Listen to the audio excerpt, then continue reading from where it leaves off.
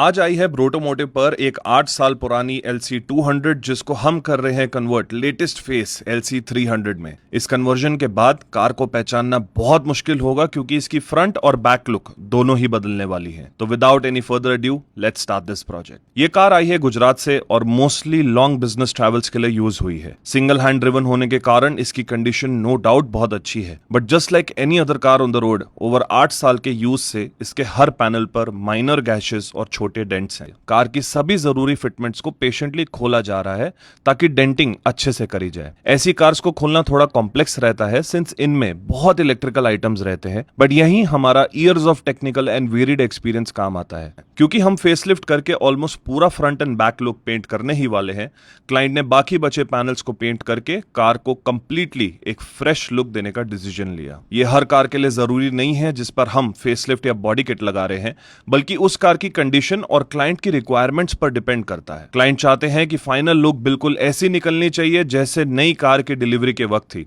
और वो अचीव करने के लिए हम पूरी कोशिश करेंगे। ये कार क्लाइंट के दिल के बहुत करीब है। टोयोटा की डिपेंडेंसी कुछ ऐसी है कि क्लाइंट किसी भी हालत में इस कार को छोड़ना नहीं चाहते। And rather than spending 2.5 crore rupees more to buy the new face model जिसमें ज्यादा कुछ चेंजेस नहीं है उसके फेस को छोड़कर, उन्होंने इस कार का फेसलिफ्ट और फुल कार पेंटिंग का डिसीजन लेकर इस कार को एक नई लाइफ देना चाहा। रूफ पर डेंट्स होने के कारण हमें रूफ लाइनर और सनरूफ को भी खोलना पड़ रहा है, जो यूजुअली जरूरत नहीं पड़ती। इससे हम रूफ को इंटरनल साइड से एक्सेस कर पाएंगे और एक्यूरेटली डेंट्स को रिपेयर भी कर पाएंगे। सबसे पहला स्टेप है कार पर माइनर डेंट्स को रिपेयर करना। ये हम अचीव करते हैं प्रिसाइज डेंटिंग इक्विपमेंट जैसे डेंट पुलर्स को यूज करके। डोर को डिसमेंटल करते हुए हमें सभी डोर के इनर फ्रेम्स में रस्टिंग दिखी, जिसको हम बाद में ट्रीट करेंगे। डेंटिंग का सभी काम होने के बाद हम कार की नई किट की तरफ बढ़ेंगे। हमारे वर्कशॉप में यूज होने वाली facelift kits best build quality और फिटमेंट की रहती हैं, स्पेशली जिनमें ज्यादा ऑल्टरेशंस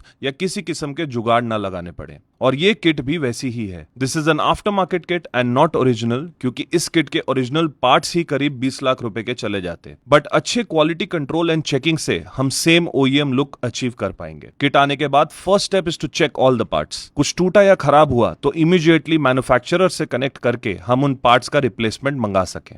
इस LC 200 का किट अभी हम लोगों ने रिसीव किया है, तो ये कुछ आइटम्स है जो इसमें बदले जाएंगे to convert this LC 200 into LC 300 model. Front में इसका बॉनेट, दोनों fenders, headlights, fog lamps, bumper change हो रहा है, और रियर के सेक्शन में इसकी डिक्की, इसके टेल लाइट चेंज हो रहे हैं, और छोटे मोटे एक्सेसरीज भी हैं जैसे मिरर कैप, ये क्रोम बिट में आते हैं तो ये भी चेंज हो रहे हैं, कुछ क्लैडिंग्स भी चेंज हो रही है। ये पूरा प्रोसेस करने के बाद ये गाड़ी जो है वो लेटेस्ट मॉडल जैसी दिखेगी और एकदम ब्रांड न्यू दिखने वाली है। किट एनालिसिस करने के बाद आता है फिटमेंट चेक, जहां सभी ओल्ड पैनल्स को रिमूव करके इन नए पैनल्स को बिठाया जाएगा ताकि एक प्रीलिमिनरी फिटमेंट चेक किया जा सके। अलाइनमेंट का फर्स्ट चेक स्टेप यहां आता है ताकि आने वाले प्रोसेसेस थोड़े सॉर्टेड रहें। बैक साइड को पहले कवर किया जा रहा है, जहां tail gate, tail lights and bumper को बिठाकर देखा जाता है। This step is fairly easier क्योंकि यहां कोई ऑल्टरेशंस नहीं है। बैक साइड कंप्लीट होने के बाद हम आगे के सेक्शन पर मूव करते हैं और स्टार्ट करते हैं बॉनेट के फिटमेंट से।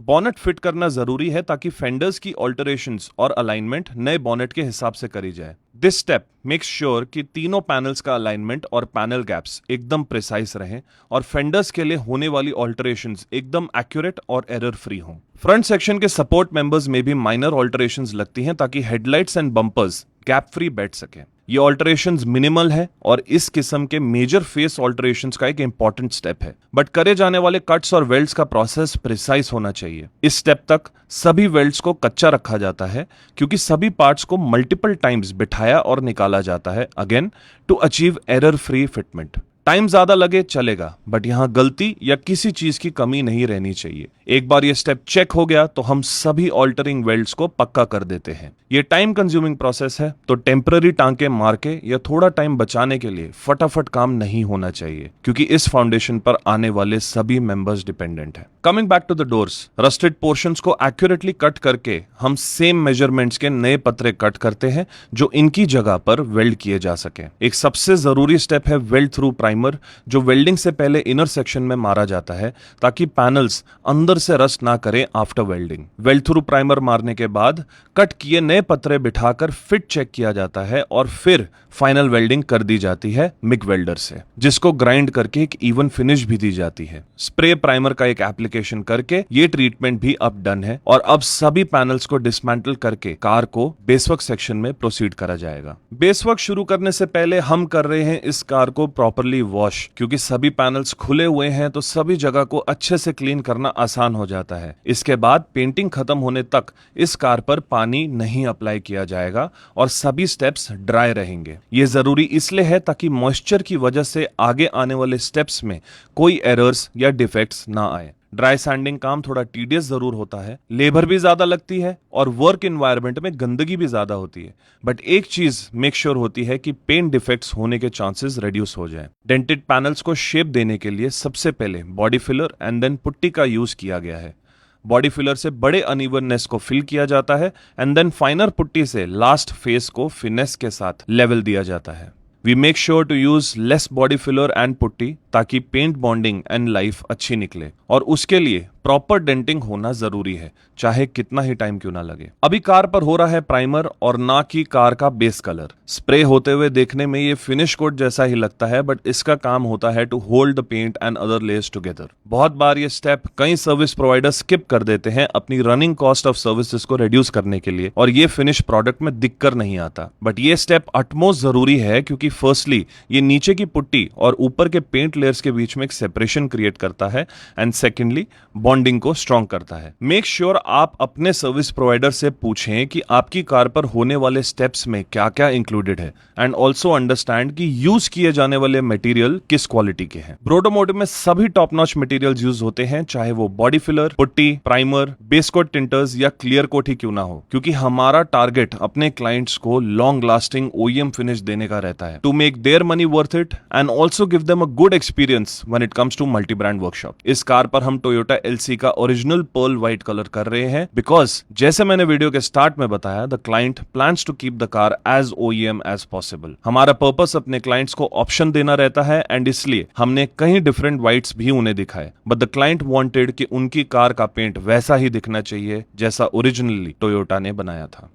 इस LC300 कन्वर्टेड कार पर स्प्रे हो रहा है 3 coat system which includes base coat, pearl and clear coat. Base coat है व्हाइट जो कार का कलर है, पर्ल कोट से एक मोतिया इफेक्ट आएगा जो धूप में नोटिसेबल रहेगा, और क्लियर कोट हार्ड होने के बाद सभी अंडरनीथ लेयर्स को प्रोटेक्शन ऑफर करेगा। इसके लिए कार को पेंट बूथ या भट्टी में पेंट करना भी जरूरी है, प्राइमरीली ताकि डिफेक्ट्स और एनवायरमेंट डस्ट को रिड्यूस किया जा सके, एंड सेकेंडली हीटिंग के माध्यम से स्प्रेड कोट्स को बेक करके उन्हें हार्ड बनाया जा सके। ये भी एक इंपॉर्टेंट स्टेप है जहां ज्यादातर सर्विस प्रोवाइडर्स अपने टाइम, एफर्ट्स और इन्वेस्टमेंट्स को रिड्यूस करके सर्विस कॉस्ट को कट डाउन करते हैं, बट इन द एंड उससे होने वाले प्रॉब्लम्स क्लाइंट को ही फेस करने पड़ते हैं। पेंट का काम खत्म होने के बाद सभी पैनल्स, इलेक्ट्रिकल्स और बिडिंग्स को प्रिसाइसली उनकी प्रिस्क्राइब्ड जगह पर अलाइनमेंट्स चेक करते हुए बिठाया जा रहा है, क्योंकि अगला आने वाला स्टेप है सैंडिंग, और उसके लिए माइनर मिसअलाइनमेंट्स भी नहीं चलेंगी क्योंकि न्यूमेटिक सैंडिंग टूल से पेंट डैमेज हो सकता है। सैंडिंग किया जाता है पेंटिंग के वक्त आने वाले माइनर डिफेक्ट्स को हटाने के लिए, जैसे सैंड पार्टिकल्स या रन डाउन्स। इतने प्रोटोकॉल्स फॉलो करने और हाई क्वालिटी इक्विपमेंट्स यूज करने के बाद भी 1% डिफेक्ट्स होने के चांस रहते हैं। सैंडिंग से हम इन्हें भी कंट्रोल कर पाते हैं। इससे पेंट के फिनिश और डीप हो जाती है, सिंस ऑरेंज पील